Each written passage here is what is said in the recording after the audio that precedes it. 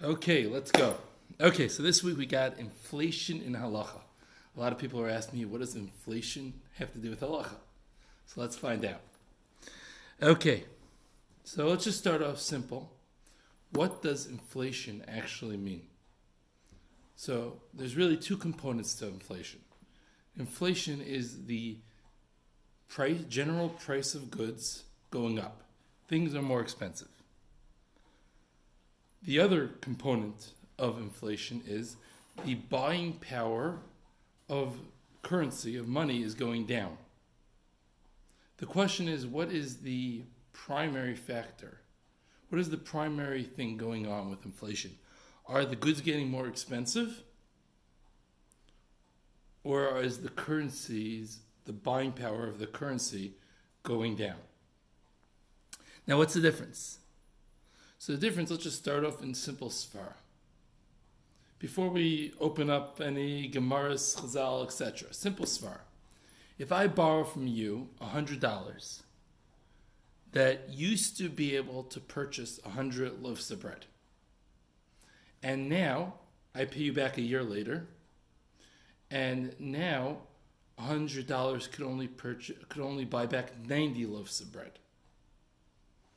What is the fear thing for me to pay back?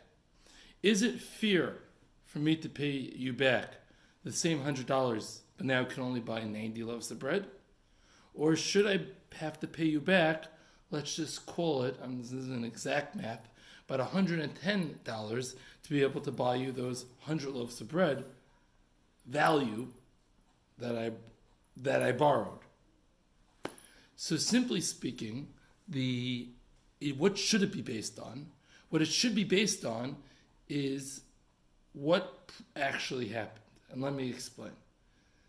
If the price of items have gone up, so the logical expectation is I borrowed $100, I should pay back $100. The price of items went up, who cares? I borrowed $100, I paid $100. However, if you're going to tell me that the price, the value of the money has actually gone down, now there's a strong argument to say, yes, I borrowed $100, but now when I want to pay you back $100 a year later, I'm really giving you back less because the value of this $100 is less than the value of the $100 that I borrowed.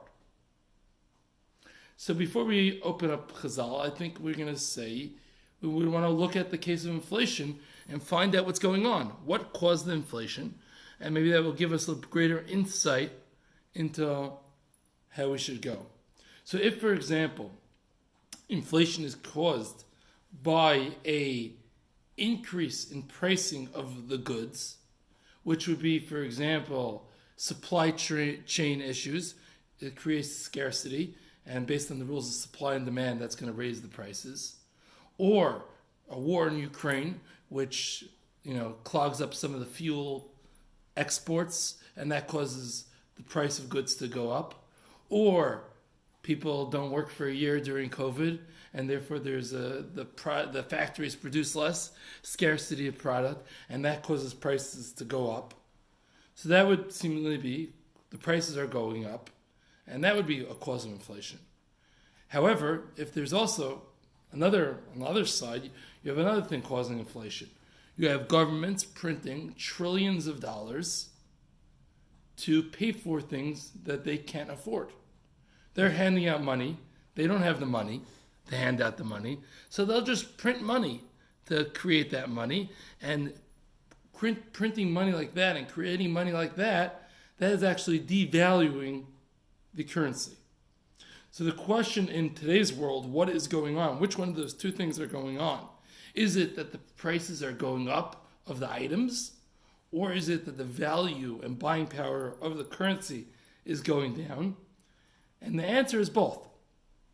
My Das finance, so to speak, usually I don't wear my finance hat here, but wearing my finance hat over here, I would say it's primarily the second. The larger factor is the printing of currency, the printing of dollars, etc., to pay for all the things that the governments did not have money to pay for. But, depending on which side of the aisle you sit, a lot of people want to point the opposite way and saying it's only the printing of dollars, and the other side's going to say, no, it's only the COVID or whatever. Everybody for their own political gain wants to point fingers in the opposite directions, but in reality, it's probably both. And the primary factor was the printing of dollars, but it's really a combination effect. Okay, so what does Halacha have to say? So Halacha has to say, it's a Gemara in Bava Metzia actually. By the way, just first chiddush for all those that don't realize. Inflation is not new. This has been going on since the Zman of the Gemara, probably earlier. And even though we might feel like a 10% inflation rate is wild and crazy, there have been times historically that has been much, much crazier in less stable societies. So it exists, it's not new, it happened Bizman HaGemara. So let's see what the Gemara has to say. We have a Gemara in Bava Metzia. And by the way, we're going to have to see how this affects so many different things. What's the effect of inflation on loans? What's the effect of inflation on Meiser?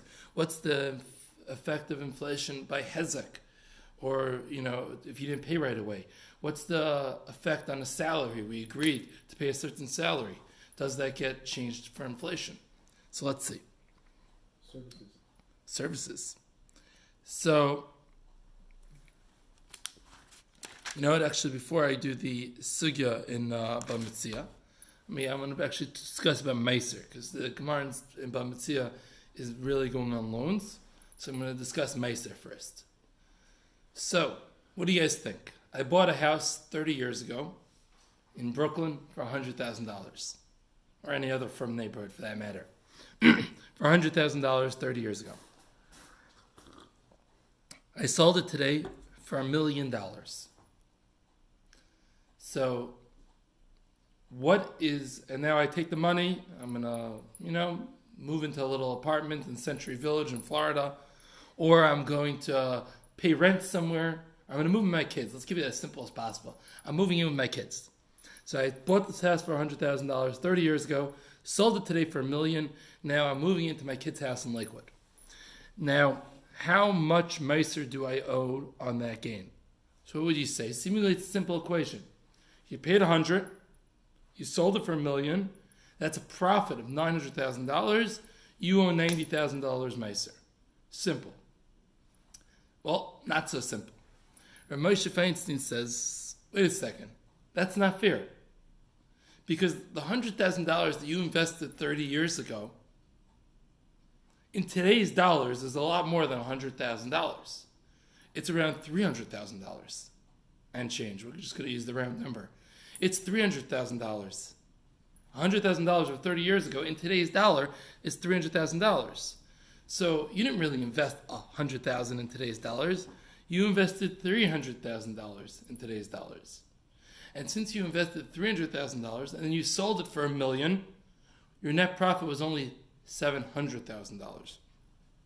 And therefore, you only have to pay $70,000 of Meiser. Just a side point. I heard in a shiur from Shraga Feivel Zimmerman, some from London, and I read it somewhere else, I don't remember where, that they wanted to say you could, when you're selling one house to buy another house, it is not meiserbal. There's a concept in U.S. tax law called the 1031 exchange, which means that, there it's by commercial real estate, not by residential, but we're not going to get too involved, that when you sell one property and you use those funds to purchase a different property, that is a non-taxable event. You just transfer it and you don't have to pay taxes at that point. When you sell the second property, then you'll have to pay taxes. So they want to say in Halacha, we're going to say the same thing, that it's not considered like you had access to that profit.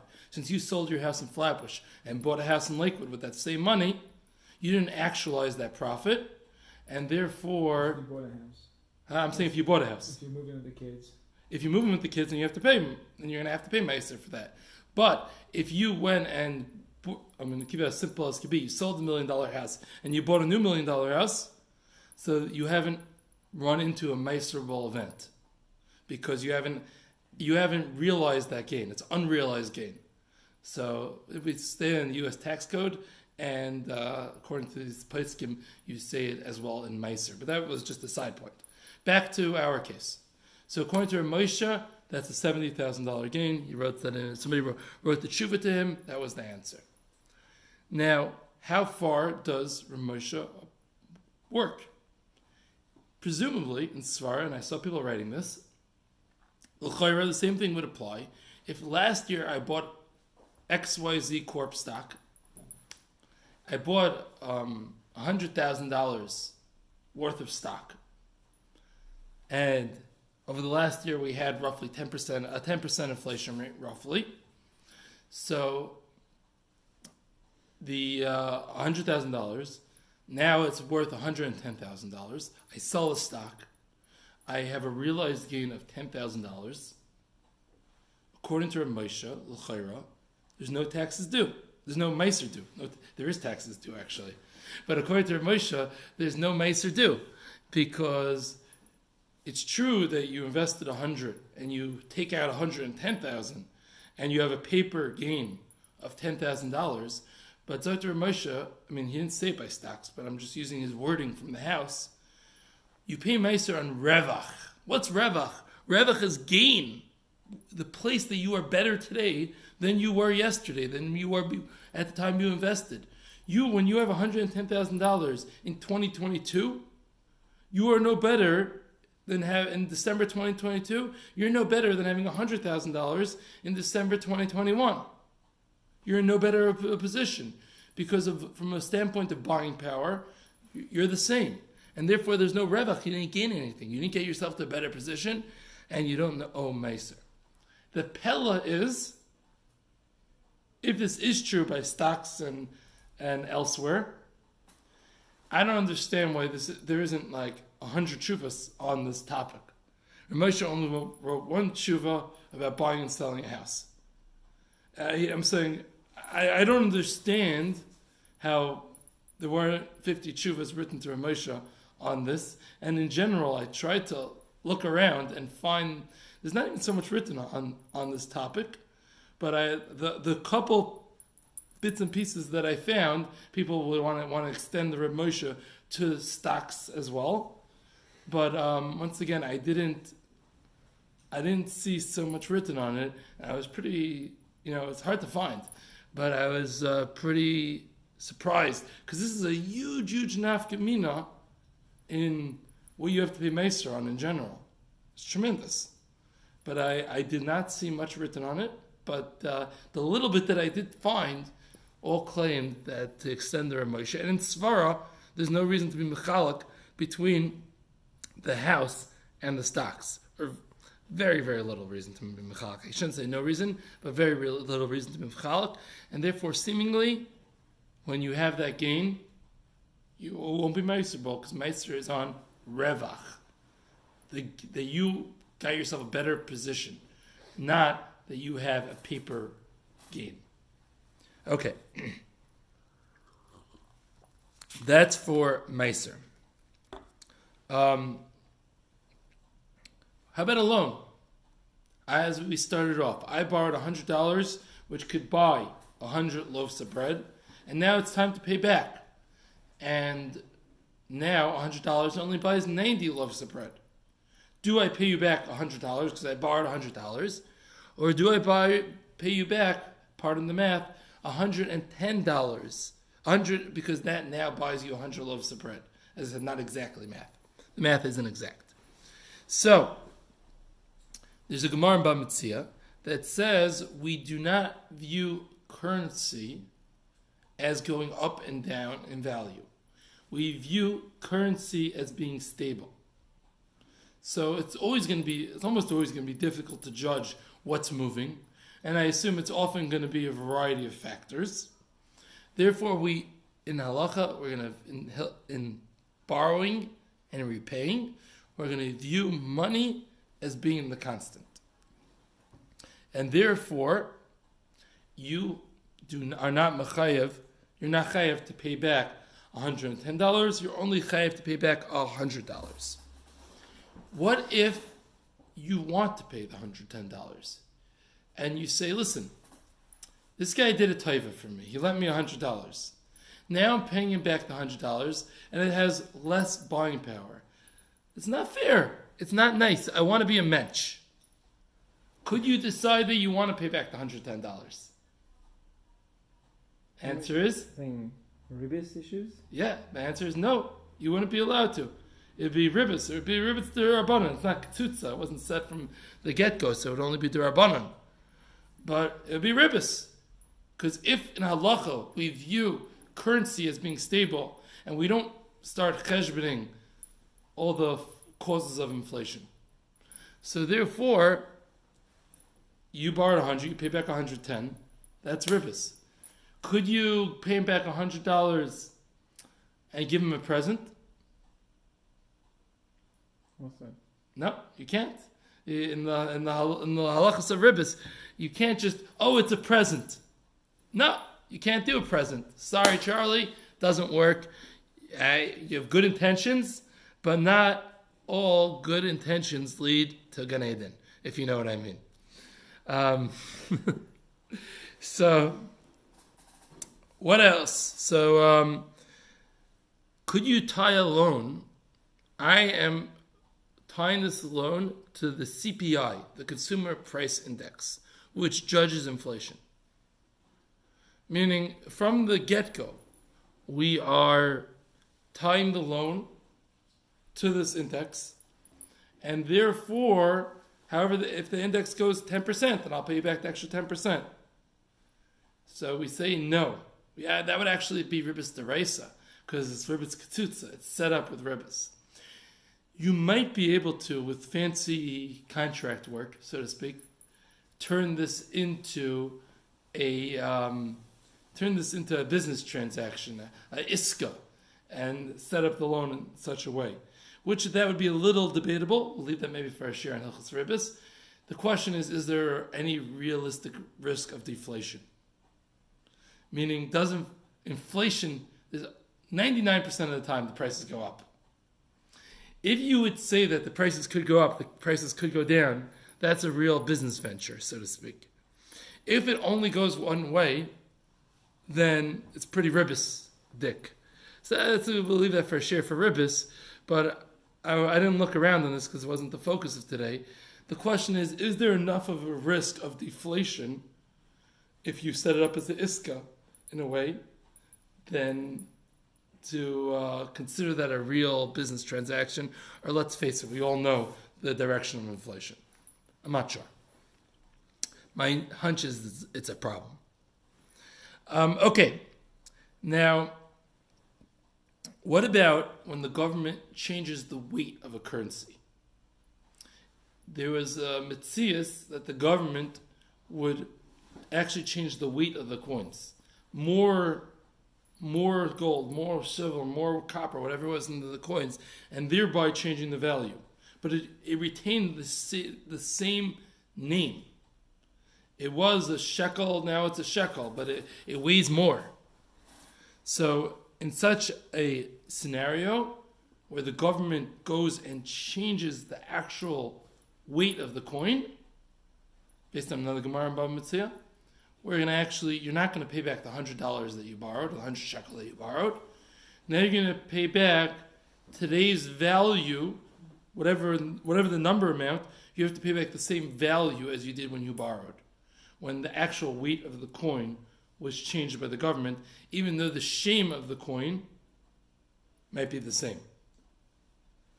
What if it's not just a weight? They set a new, let's say, exchange rate. So that I'm going to get to that in a second. Yeah, we're going to get to that in a second when it's more external.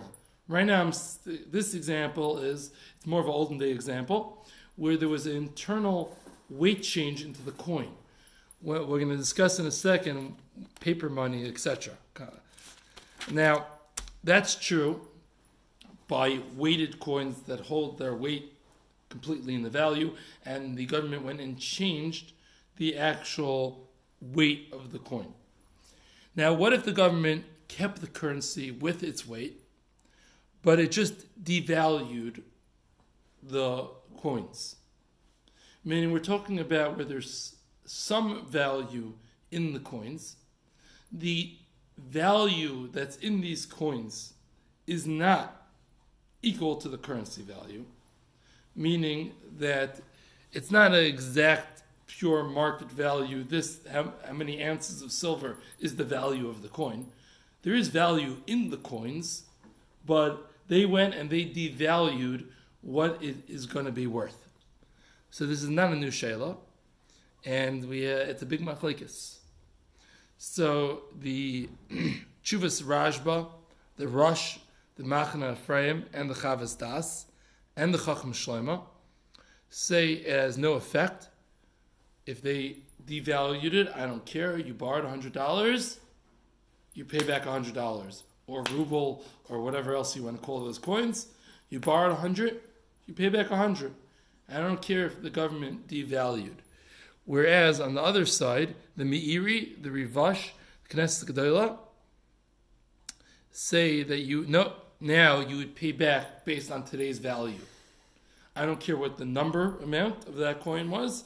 We go by what it would be able to buy, i.e. today's value. So it's a major machlekes for Rishonim that when the government decreases the value, devalues their currency, what the effect is. And by the way, seemingly we see a lot of that nowadays. One certainly could argue when the government goes and prints money, as any economist would tell you, that is actively devaluing their currency. So is that what is going on today? One could debate that this is the equivalent. Now there is a Chazon Ish that says that when it comes to a pure paper currency that isn't backed by anything, there's no gold in the storage room backing up this currency. It's just a government paper currency with no intrinsic value. So the Chazon Ish wanted to say that everybody would agree that you're going to pay back in the new value. Because what is $50? It's a very interesting theoretical question. What does $50 even mean? $50 is just a term that the government throws out. So the Chazon Ish was saying that when they devalue currency actively, you're going to pay back in the new value. However, Reb Chaim Grieneman, he was a nephew of the Chazon Ish, says that the Chazon Ish only said that chiddush in a socialist country, where, like when he said it in early Israel, where the government controlled the price of most of the products. Most of the basic products were controlled by government pricing. And therefore, Chazon Ish said this in the 50s, 60s maybe, I think 50s.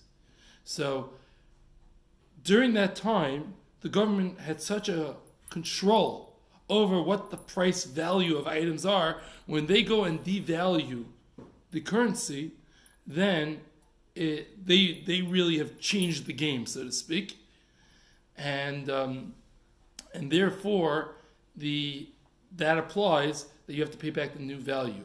Reb Chaim Grieneman claimed that his uncle, the Chazon Ish, never said it in a more capitalist type arrangement in a country, and he was saying this even in Israel in his time, and I think he said this in the 80s or something like that he said it doesn't apply anymore in Israel, even though there is some socialist elements, but they no longer control the price on most products, and therefore we don't view it like the government has the power, so to speak, of completely changing the value of everything, and therefore if you borrowed 100 shekels, you still pay back 100 shekels. So, in short, where we are now. Does this work also on the flip side if they increase the value? Yes, it would work both ways. Mm-hmm. Yeah. So, Lamaisa, if the government would go and decrease the value or increase the value, we'll speak about some examples in a second, then and therefore, because machlokes rishonim, who we go like, what do you have to pay back? Except in a case where the government.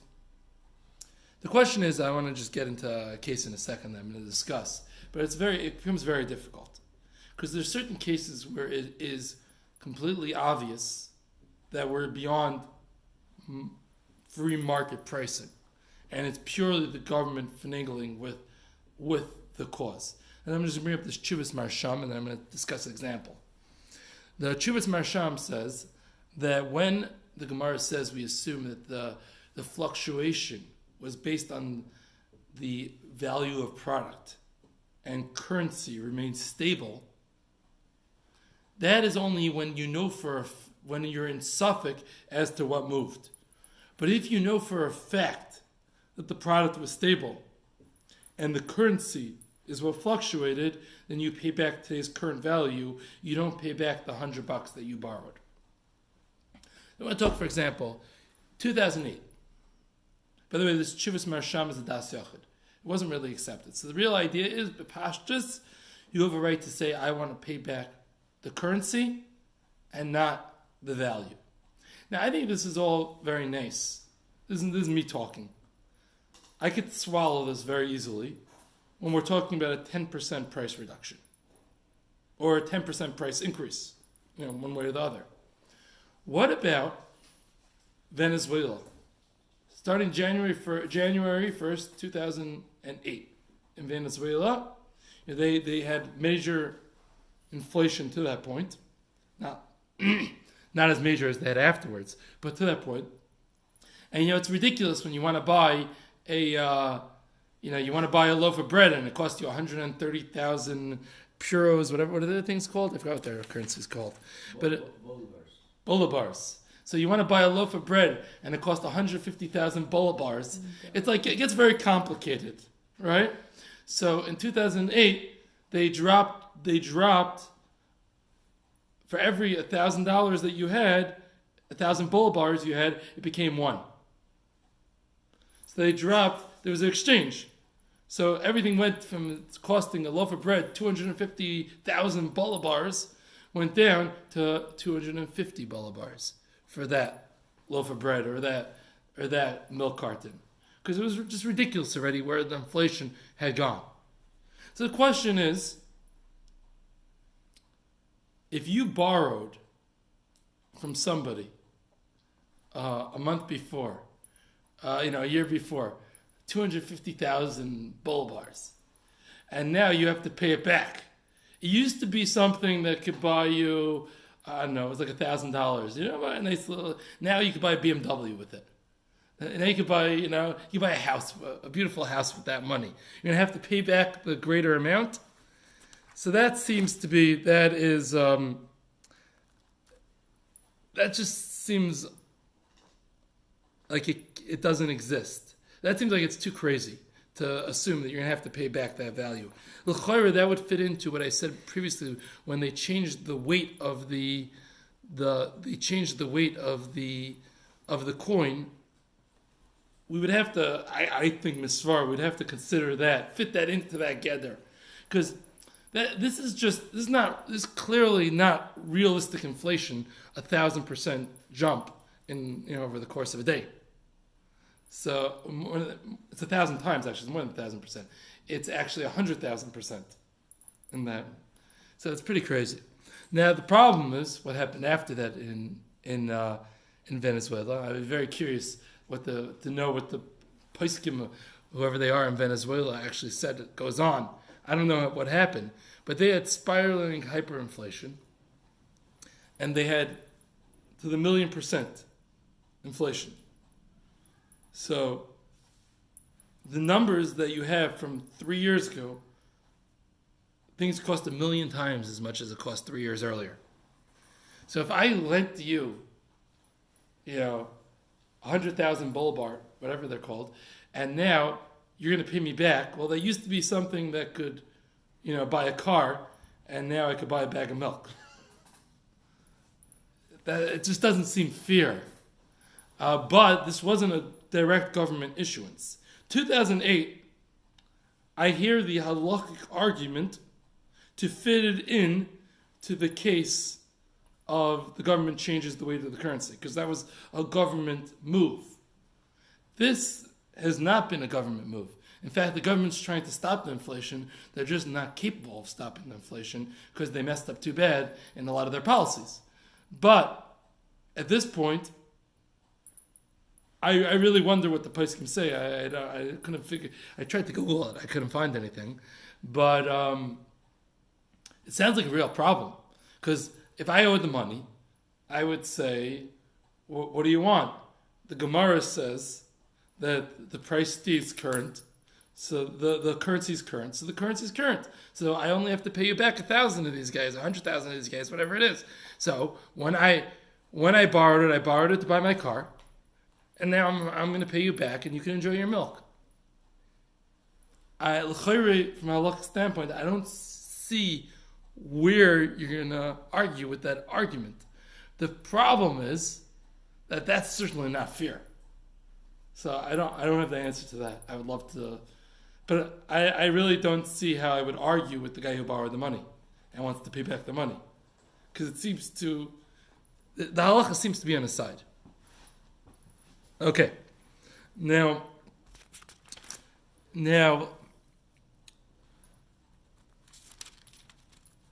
what about when a case that,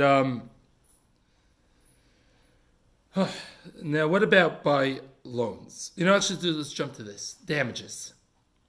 I damaged your window. Hit the baseball, went flying over the fence. I'm so happy, home run, until I hear that crack. And when I hear that crack, I realize that, I owe you some money. Yeah? And at the time that happened, it was last year, and it was $50 to fix your window. Now, I didn't get around to it, fixing it. Glass has gone up, service businesses have gone up, and now, let's make it bigger. It was $500. Now it's $700. A year later, it's $700. And now it's time I come to pay you. How much do I have to pay you? Do I have to pay you $500 or $700? I broke it a year ago. At that time, the cost was $500 to get it fixed. By the time meaning that I got around to paying you, that we sat down and whatever, and I paid you, got time to pay you, it was $700. How much do I owe you? So the halacha is that I owe you $500. I do not owe you $700. Yeah? Because the hezek goes by the zman hezek. It doesn't go by the zman of payment. Because at the time that I'm chayev that money, that is when the chayev is created.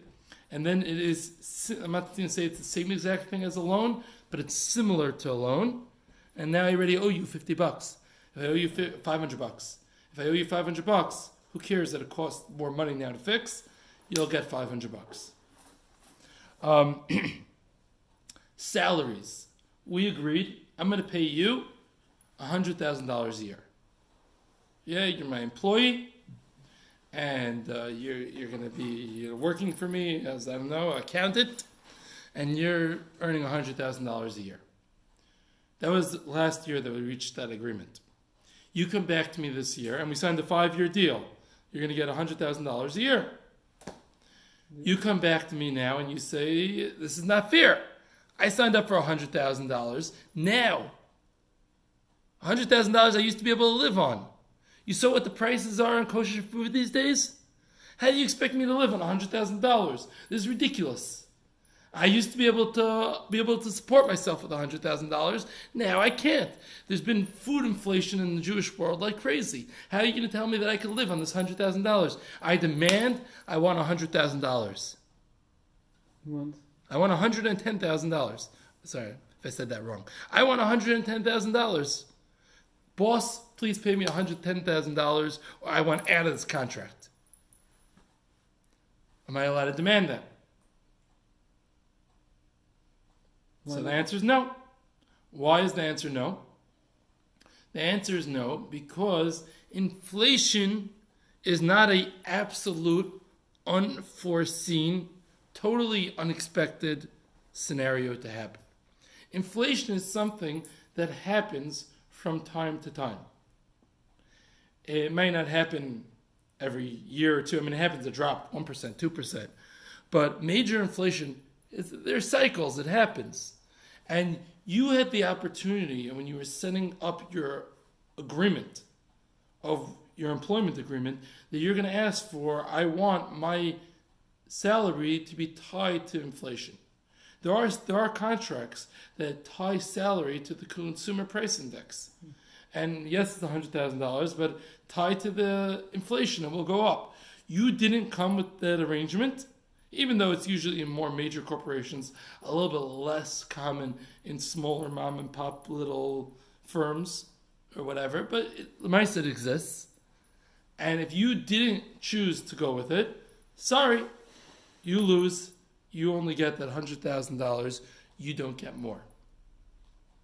The Chassam Sofer has a very interesting chiddush.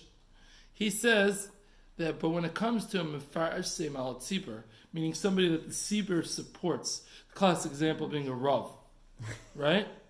That the tzibur is supporting to do community work, then what he's getting paid does get adjusted for inflation. Let me explain you why. It's not a service agreement. It's not I am providing this product or I am providing this service and you are paying me directly for the product or service that I am providing. I'm not getting paid $150 per share that I give. That's not how it works. Rav is going and giving to the tzibur, and the tzibur is supporting him. You need money to live. So the tzibur supports the Rav, or wherever it may be, with the money that he needs to live. But it's not direct payment for service or product. And if it's not direct payment for service or product, then when the price of living goes up, you have to go and adjust the Rav and pay him that extra $10,000 because that is what he needs to live. And that's the understanding, because you're not purely paying for product, you are paying his support. For that is, even though it wasn't in the contract, it still is the Chassam Sofer, the chiyuv of the tzibur to come up with that money. What about house rentals?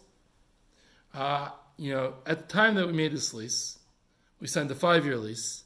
You were paying 6,000 shekel a month, $6,000 a month, wherever you may be. Now, due to inflation, the price has gone through the moon. I'm not happy that I rented this out to you for 6,000 shekel a month. It's not fair. Now you can get 10. You know what the prices are these days? Could I go and say, from now on I want 10? It's not fair. So, same thing. Inflation is something that happens. It's not unforeseen. And if it's not unforeseen, then you're not allowed to raise the price. You could have put it in the contract. You didn't. Sorry. But what if, let's say, the price of electricity goes up, and I supply the electricity?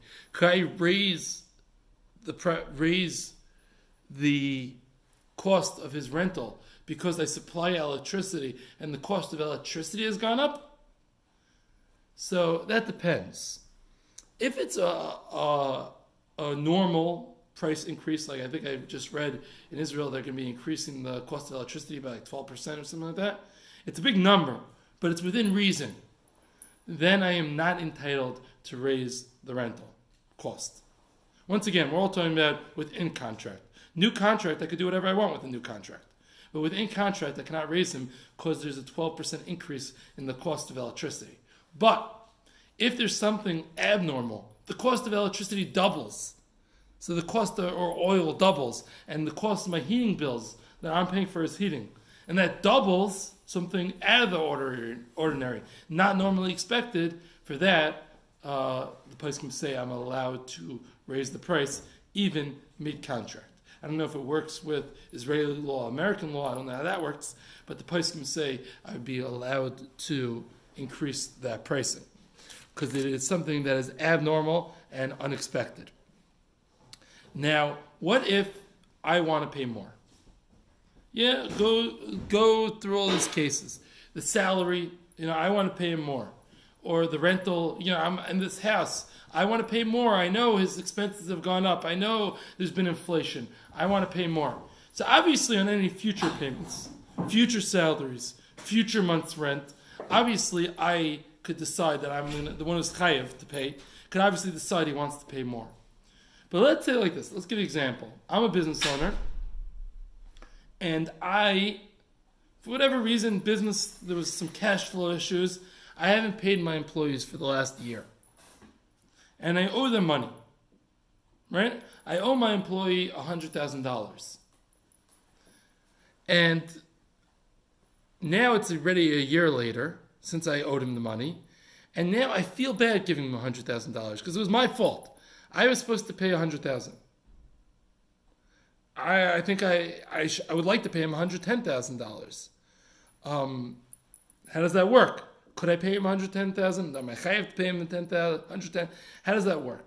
We're talking about salary, but it's owed salary, not future salary. So, can I decide to pay more? So, when it's a loan, we already discussed I'm not allowed to pay more, because that would be ribbis. What about when there's a debt, let's say a salary, or breaking the window, or something like that? So, the Bach has a svara that says you have to pay more. You have to pay more. Why? Because there's a svara that he could have used that money and grown the money, and now that he didn't have this money during that time, and it's your fault that he didn't have that money, you actually have to pay more. It's a little bit of a hard svara.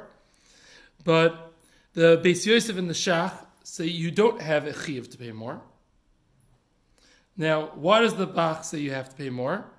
The question is, why does the Bach say you have to pay more? If anything, it's a grumma. I caused him maybe a loss that he could have invested the money, but grumma, you're only chayav b'dinei shemayim, not chayav b'dinei adam. So if you're not chayav b'dinei adam, why should I have to pay more? So the idea is that this guy was using my money for that year. It's not merely that I couldn't use my money, he was using it. I mean, let's say I have a house, right? And this guy goes and locks my house from the outside, and I can't rent it out. Bad guy, Gehenim, whatever. I'm not here to discuss what happens to him. But at the end of the day, could I charge him for does he have to pay for the rental income that I would have gotten? Well, chayr not, because he just did a grumma. But if he puts his own renters into the house, then he was making use of the house, then I could charge him. It's not a grumma, he took my item. So the Bach wants to say that with the money, he took my money. He was using my money, and therefore it's not merely grumma, and he has to pay that extra amount. The Master Binyamin says he's allowed to add it on. Ram Nachum Shtardik, I don't know who that is, says you're chayav to pay it back. The Imre Bina says you're not allowed to pay it back. We have Paiskim all over the place over here. Lamaisa Tachlis, you're certainly not mechayav to pay back the extra amounts. But if one wants to pay back the extra amounts, then they are allowed to pay back the extra amounts. Okay, one last thing. What if somebody was mischayev himself to provide some service or product, and in the interim, there was inflation, and now it cost more? It's not a good deal for me.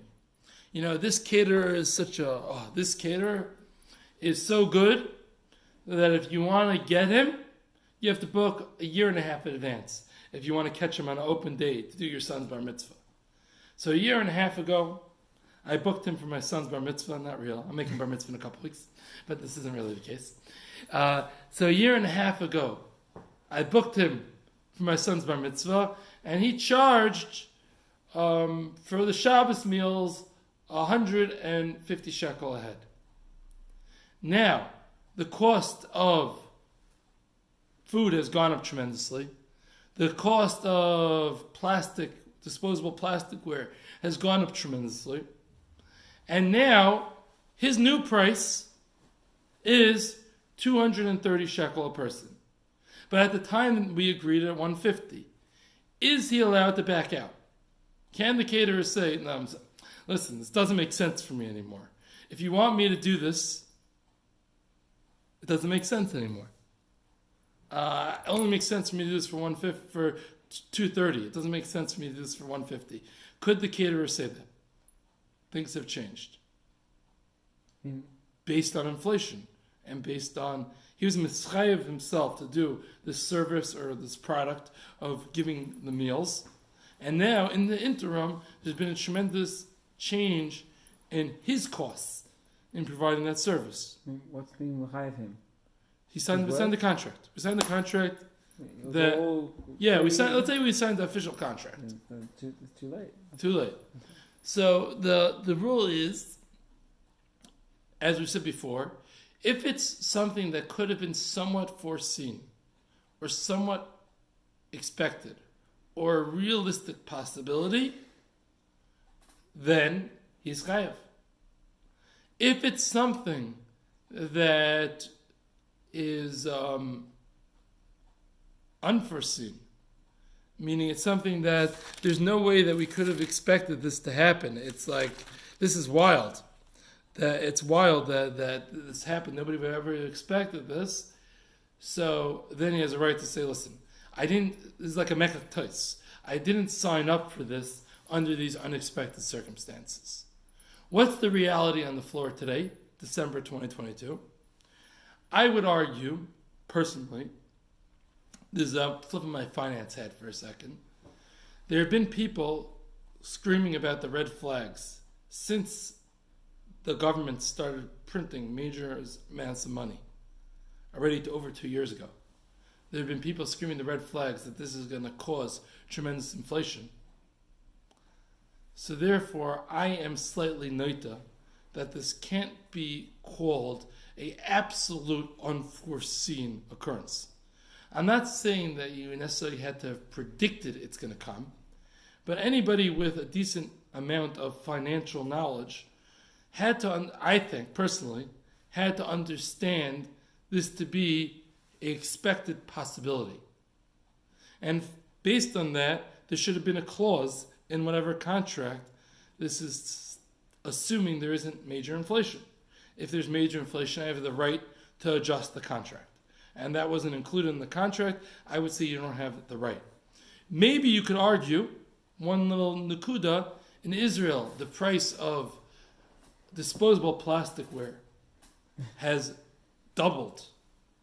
And the price of sugary drinks has doubled because of specific taxes that were thrown on, beyond and in addition to inflation. For those things, I think the caterer would be able to say, I want to charge an extra 20 shekel, whatever it is, to cover the increase in my sugar drink and disposable chad pami products, because that is something that I think the caterer could reasonably claim that's unforeseen. And who could have expected that? But the general increase in the regular price going up, anybody who is in this type of business and doing long-term contracts should, I think, is chayav to have the financial knowledge or to look into, to understand that this is a real possibility. And if you're worried about it, you got to put it in the contract. That's my netiya. I don't know what the poskim large say in this, but that's what I have to say on this. And I just want to add that a lot of what I said today came from a shiur that I heard from Rav Shraga Feivel Zimmerman. I just want to say that b'shem Amrei, and also Rav Shmuel Forrest and others. But I just wanted to add that b'shem Amrei at the end. All right, thank you for listening.